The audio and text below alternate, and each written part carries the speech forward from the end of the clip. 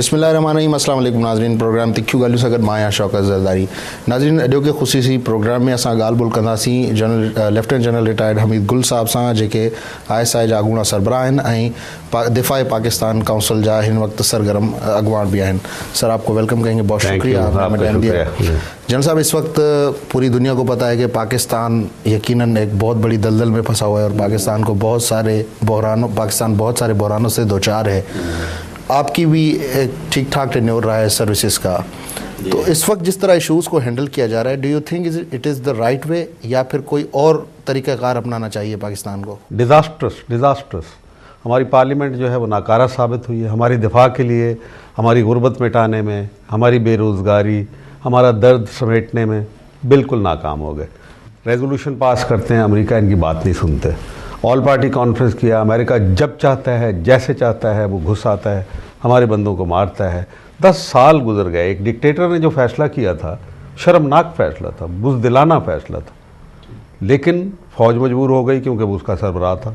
फ़ौज के पास कोई रास्ता नहीं था, या बगावत करती उसके ख़िलाफ़, जो कि एक और भी बहुत हौलनाक चीज़ होती, या फिर अपनी मार खाते रहते जैसे लगाया गया था उसको। लेकिन हमें तवक्को थी अदलिया की आज़ादी के बाद के हालात बदल जाएंगे और जमहूरियत नई आ गई है, अवाम के वोट से आई है, अब ये हमारी किस्मत को बदल देगी। लेकिन हमने देखा, ख़ास तौर पे जब मोहतरमा वापस आई, उनके अंदर आपने देखा होगा कि आखिर एक बड़ा ग्लो था और वो अमेरिका को डिफाई करने पे तुल गई थी, इसलिए अमेरिका ने मरवाया। यकीनन हाथ हमारे ही पाकिस्तान के अंदर से इस्तेमाल हुए होंगे, लेकिन मरवाया तो उनको अमेरिका ने।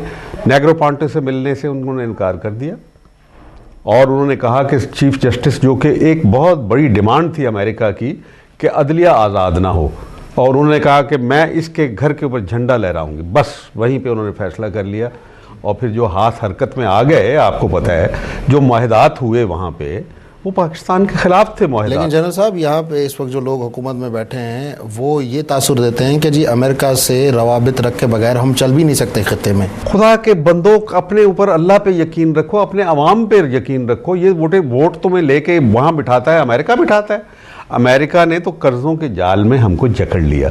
ये गलीज़ कर्ज़े हैं, इनको ODS लोन्स कहा जाता है, और उन्होंने पहले दिन से तहिया किया हुआ है कि कौमों को महकूम करने का तरीका, बिलखसूस मुसलमान जिनमें एक हुर्रियत का, जहाद का जज्बा होता है, उनको ऐसे फंसाया जाए इसके जाल के अंदर कि वो फिर बाद में हिल ना सके। ये एक जाल है जिसमें फैलाया गया। अब मुझे बताएं, इन कर्ज़ों का एक वो उसकी वजह से कि अमेरिका के बाद गुजारा नहीं हो रहा, हमारा बजट नहीं बन सकता, हमारा ये नहीं हो सकता, हमारा वो नहीं हो सकता। क्यों नहीं बन सकता? जो कर्ज़े अभी तक लिए गए, गुज़श्ता 4 साल में जो इस जमहूरी हुकूमत ने कर्ज़े लिए, वो गुज़श्ता 60 साल में नहीं लिए गए, उससे ज़्यादा लिए हैं और मकरूज़ कर दिया। हर बच्चा इस वक्त पाकिस्तान का जो माँ के पेट में है, अभी तक पैदा नहीं हुआ, वो भी 70,000 रुपए का मकरूज़ है, गरीब बच्चा। लेकिन जिम्मेदार जो हारी का जो जिम्मेदार वो हुक्मरान है जिन्होंने अवाम से पूछ के लिए गए कर्जे। मुझे बताइए, आप नहीं अवाम के ऊपर खर्च हुए? सच बताइए। लगता नहीं है। नहीं लगता, क्या लूट के गए? खुद कहते हैं कि $150 अरब, हमारे ऊपर $70 अरब का कर्जा है। $150 अरब खुद वो कह रहे हैं कि हमारे बैंकों में पड़ा हुआ पाकिस्तानियों का, जो कि बिल्कुल उनकी अपनी फिगर है। तो ये कौन सा गया माल? जो गया है, जो उन्होंने दिया वो भी ले लिया और उससे ऊपर कहीं ज्यादा हमारे से वो भी। सर, हमारे इल्जामात, आप मुझे बताएं, मैं एक, आप ये मुझे मुकम्मल करने दे बात। इसको कहते हैं ODS लोन। क्या हमारे में सकत है इस गरीब कौम के पास, बेरोजगार, बेसहारा, सैलाबों की मारी हुई, जल्जलों की जद में आई हुई, आफात की जद में आई हुई, इस कौम के पास सकत है कि अदा करे? तो 18 करोड़ को समुद्र में डबल दे? मैं ये कहता हूँ कि ये गलीज कर्जे, इनको इनकार कर दो और आइंदा मत लो।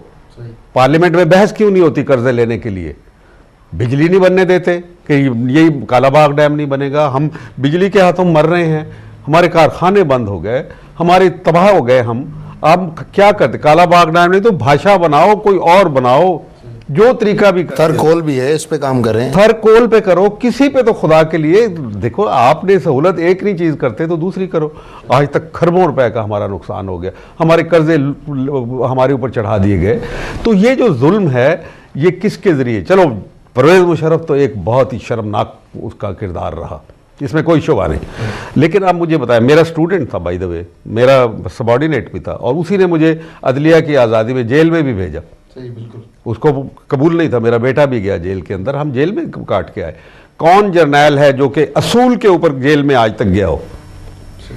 लूट खसूट में कुछ गए हैं, लेकिन कोई असूल की बुनियाद पे इस पाकिस्तान की अदलिया को आज़ाद करने की वजह से, इस कौम के दर्द को अपना दर्द बनाने की वजह से वो गया हो जेल में? मैं गया हूँ, मुझे फ़ख्र है इसके बाद।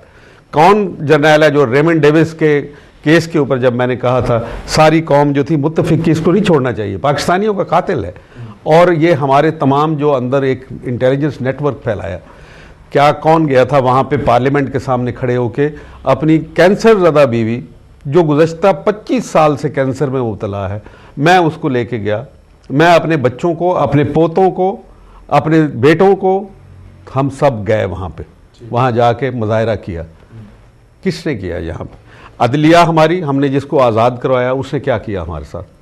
मुझे अफसोस से कहना पड़ता है, मैं नहीं अदलिया के साथ, हमारी अदलिया हमारा आखिरी सहारा हुआ करती है किसी भी कौम का, किसी मुल्क का, उसकी आज़ादी का तहफ़्फ़ुज़, उसके इंसाफ देने का जरिया होता है। जनरल साहब, अब अदलिया ने रेमंड डेविस के ऊपर नोटिस नहीं लिया, उसने अदलिया ने मिसिंग पर्सनल के ऊपर वो तो अब रो रहे हैं, अब कर रहे हैं ना, लेकिन किस तरीके से, किस अंदाज, किसने किया? अमेरिका के कहने पे उठाए गए।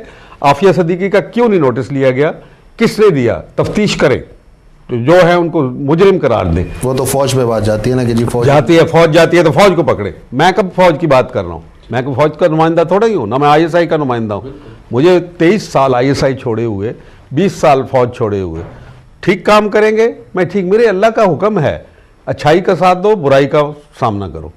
तो जनाब, मैं तो ये कहता हूँ कि हमारी अदलिया भी हमें मायूस कर दिया उसने, तो हम किधर जाएं? हम पार्लियामेंट नहीं है, फौजी इदारे हमारा दिफा नहीं कर पा रहे, वो दुश्मन के साथ जो किसी वजह से भी हुकूमत, ये जमहूरी हुकूमत हुक्म नहीं देती उनको कि ड्रोन मार गिराओ, आए दिन हमारे बच्चे मारे जा रहे हैं। मुझे एक बात बताएं, देखें नेटो हमले के बाद फौज का एक क्लियर कट स्टांस आया था कि जी हम अब ड्रोन गिराएंगे और हम वहाँ पे कोई सिस्टम लगा रहे हैं, सैटेलाइट सिस्टम या इस किस्म का अपने बॉर्डर्स पे, लेकिन फिर ड्रोन अटैक्स हुए।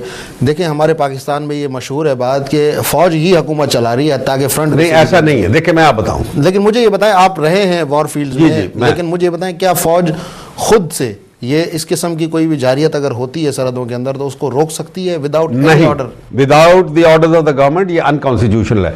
देखिए आर्टिकल 245 है ना आइन का हमारा, वो कहता है कि हमारी जोग्राफियाई सरहदें, टेरिटोरियल बाउंड्रीज, हमारे समुद्री हदूद और हमारे फ़िज़ाओं की हिफाजत जो है वो हमारी फ़ौज की आइनी जिम्मेदारी है, लेकिन हुक्म जो है वो हुकूमत की तरफ से आएगा तो करेंगे। मैं ये मुकदमा सुप्रीम कोर्ट के पास लेके गया था जब 2006 में अभी तक खुदकुश हमलों का सिलसिला शुरू नहीं हुआ था, और मुझे एहसास हो गया था कि अब ये मसला रुकेगा नहीं, बदले की जंग शुरू हो जाएगी। हालांकि कबायली इलाकों में फ़ौज के ऑपरेशन हो रहे थे, लेकिन वो इससे कि हम अपने तौर पर कर रहे हैं।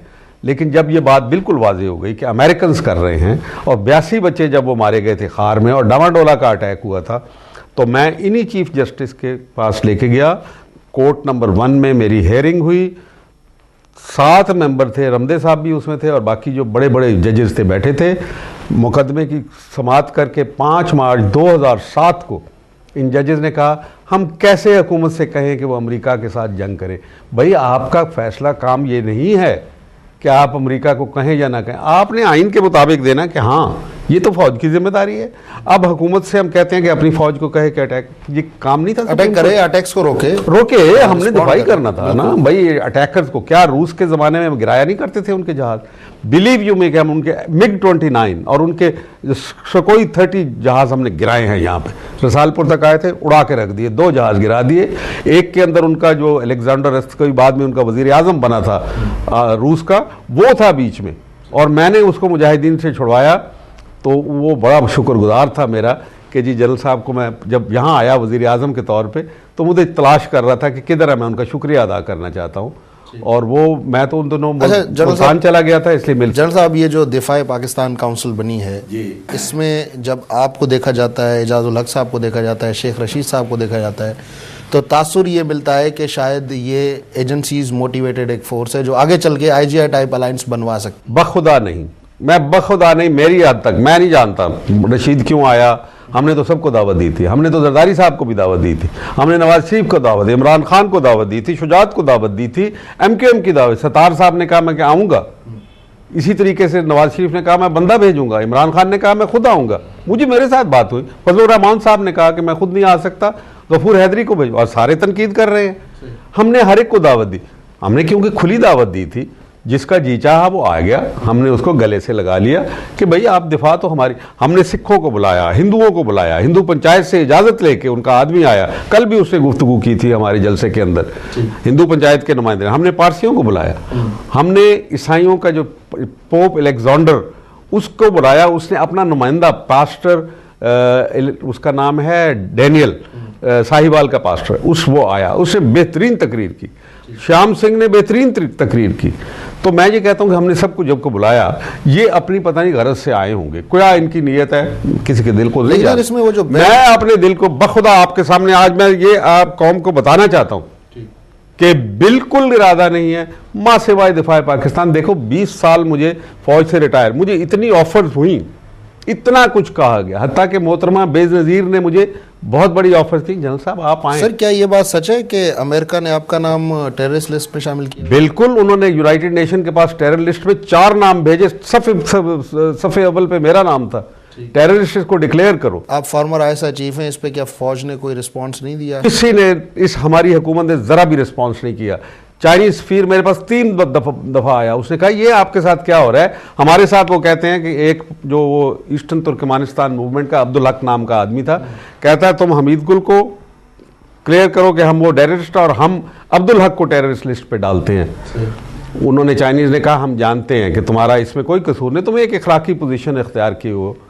तो मैंने फिर वो अपना जवाब दिया उनका जो था, लेकिन सर उस पे उन्होंने, चीन का मैं शुक्रिया अदा करता हूँ कि उन्होंने दोस्ती का हक निभाया और उन्होंने वो उसको वीटो कर दिया।